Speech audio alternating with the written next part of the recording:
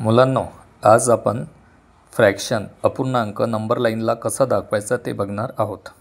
अपूर्णांक म्हणजे कोणत्याही संख्येचा काही भाग, तो पूर्ण असू शकतो, अर्धा असू शकतो, त्याचा काही भाग असू शकते।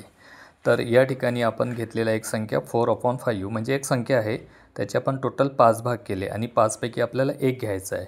या ठिकाणी 7/10 आहे म्हणजे एका संख्येचे किंवा एका वस्तूचे 10 भाग केले, त्यापैकी 7 घ्यायचे आहेत।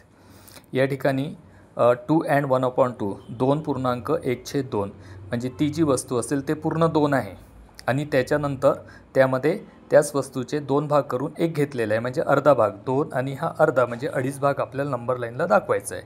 तर सर्वात प्रथम यामध्ये आपल्याला करायचं आहे डिनॉमिनेटर छेद जो असेल तर त्याचा अर्थ होते टोटल भाग, मग जो आपल्याला भाग दाखवायचा आहे त्याचे टोटल भाग म्हणजे छेद एवढे भाग आपल्याला त्या नंबर लाईनला करायचे आहेत।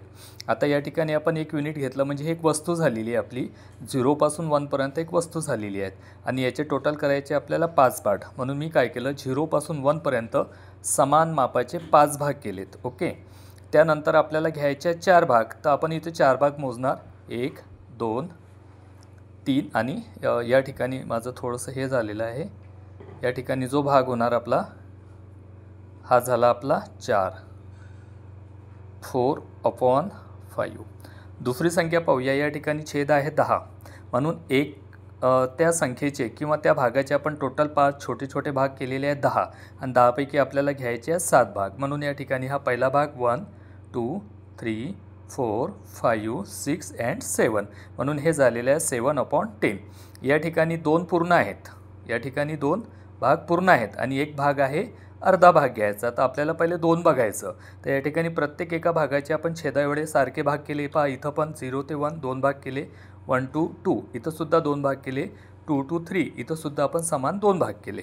आता पूर्ण आपल्याला 2 घ्यायचे आहेत म्हणून आपण काय केलं, 2 पहिले पूर्ण घेऊन टाकूया।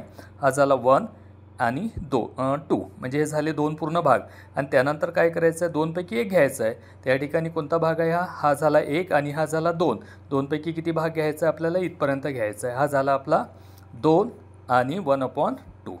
याप्रमाणे आपल्याला भाग दाखवता येणार आहेत।